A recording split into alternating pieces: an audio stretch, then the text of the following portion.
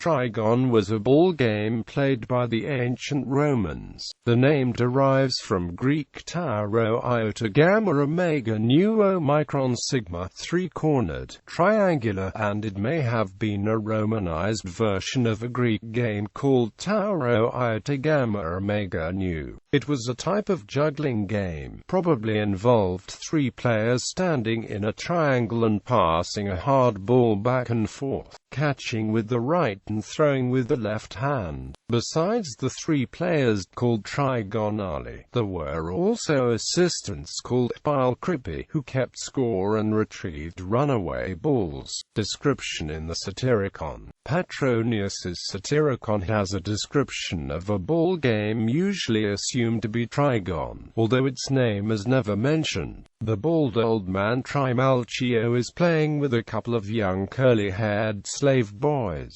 Trimalchio is obviously not a serious trigon player because he plays in his sandals, and he never stoops to retrieve the ball but instead has a servant replace it with a fresh ball from a big sack. When he snapped his fingers, a slave brought him water to wash his hands, and when he was finished he dried his hands with the long curly hair of the young slave boys. Petronius also remarks that in this case, the pilecripus did not count the number of times the players successfully passed the ball, but instead the number of balls that dropped on the ground. This may be a joke making fun of Trimalchio's low level of skill, or simply an innovative scoring method. Rules: a minimum of 3 people are required to play trigon. 3 people would stand in a triangle formation and would strike the ball towards the person to the right of them with the right hand. The players catch incoming balls with the left hand.